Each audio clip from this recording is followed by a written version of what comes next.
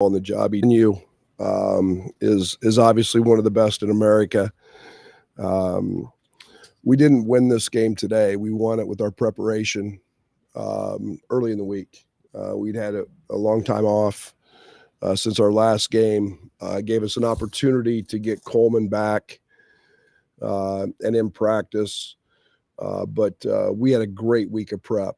I was very focused on the rebounding side of things. I was very focused on our offensive execution. We added a few things. And then, our saying defense travels, toughness travels. To do that, we knew they would make a run, but to hold the team to 33%, whatever it was, when we're on the road is something I feel really, really good about. And then to just dominate the glass, double them up on the glass is very unique. So all in all, I thought Coleman was great defensively. I thought he did a great job on Cliff. And then offensively, he just spaces the floor. I thought Marcus Damask, his floor game, his ability to score in post-ups was elite. And then obviously Terrence showed why Terrence is one of the best players in the country. So, all in all, a great road win. These are like gold in this league, and I'm excited to get the first one out of the way. And, we've got 19 more. Is this another level of Terrence? And maybe how much did last year being a number one guy help him now step up maybe another, especially in terms of the consistency? Yeah, I think the biggest thing for Terrence is comfort. There was so much unknown last year. He was a new player in our program, just trying to be a piece of it. We were young. We're obviously not young. We're older. Just the comfort of knowing that. And he was obviously a first-team All-League guy last year. But I think he didn't rest on his laurels. He took advantage of his experience going through the draft. He got better. He worked. That's showing in his game. And, I've said this, I think he's the best two-way player in the country. Defensively, he's elite. And tonight we get 10 rebounds out of him. Terrence can do that every night.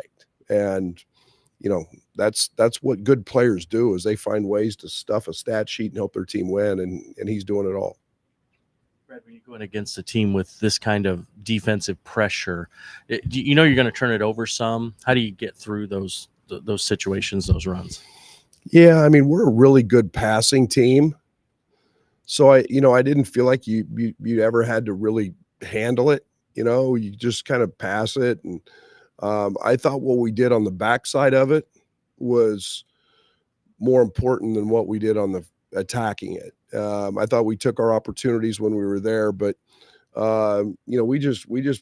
had one or two things we got into. We didn't simplify. I mean, we just simplified, dumbed down everything, and tried not to complicate it. I think where teams get in trouble is they try to run a set or something at the end of their press, and all of a sudden you got 10 seconds on the shot clock, and it's taking you 12 to get your pieces in place.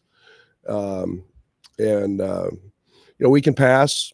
We can, we made shots tonight, and we can drive it. So I thought we did a good job against it. Brad, how concerned were you about the long layoff?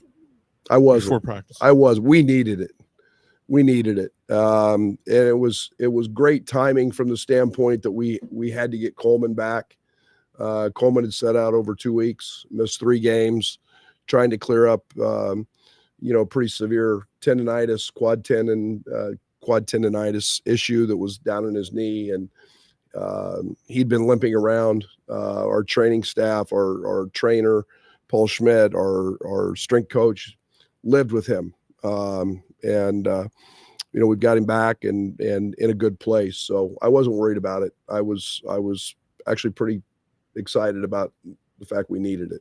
Brad, given the way Rutgers plays, how shocking is it to you that you went 55 to 27 on the boards and you had more offensive rebounds than they had defensive rebounds?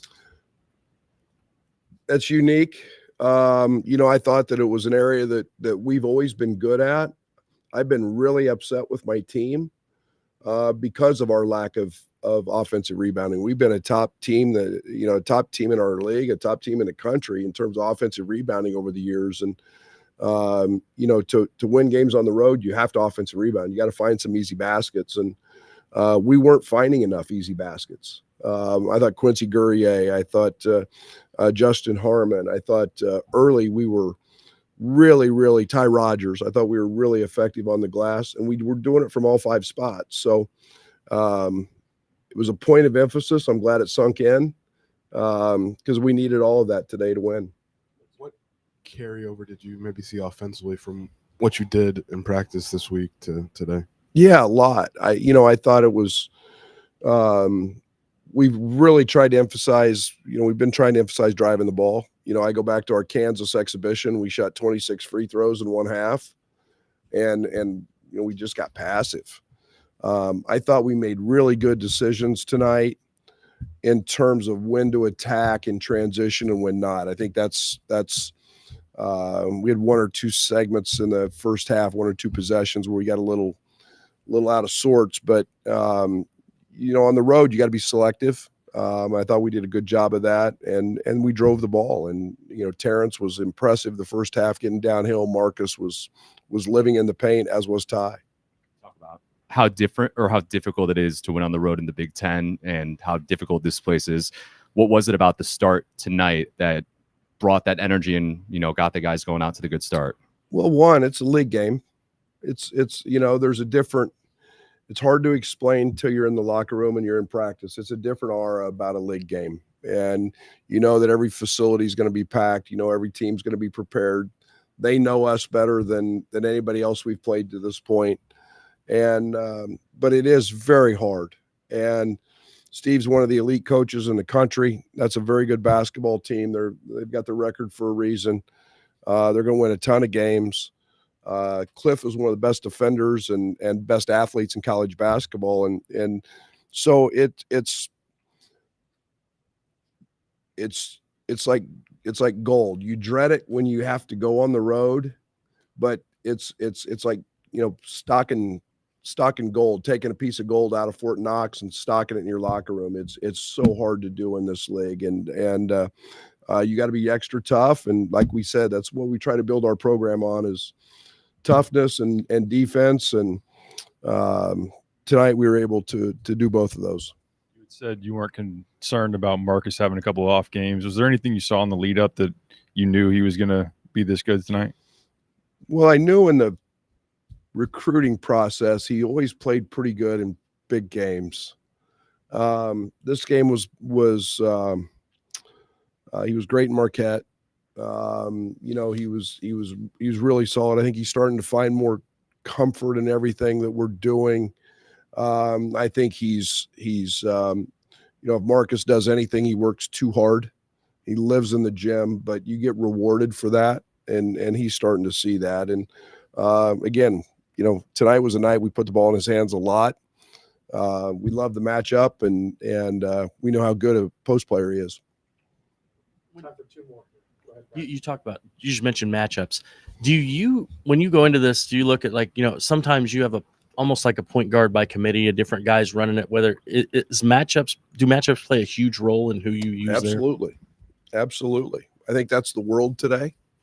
I think that you put good basketball players out there. We're getting better at making our reads. We're getting better at handling certain things. We've got we got multiple guys who can do it. Justin can make really good decisions. So I don't I let you guys get all consumed with that, and I worry about who the opponent is and how they approach it. So Noah Fernandez is as good at on-ball defender as there is in the country. I mean, that dude's a pest, and we did a pretty solid job against him. What difference did having Coleman mean for maybe what you were able to do tonight? Yeah, Coleman's a unique guy. I mean, he's 6'10". I didn't truly expect him to have a great shooting night. It's hard when you've been out a couple weeks, but he just stretches the floor. He can handle it. He's intelligent. He's a very good screener. And he is capable of making 5 threes. So you better go guard him. And we did a lot of spacing tonight with him when Cliff was on him. And it took Cliff out of the paint. It opened the paint up a little bit, and Coleman gives you that luxury where with some of our other guys, we don't have that. Thank you. Thank you. Last, Terren,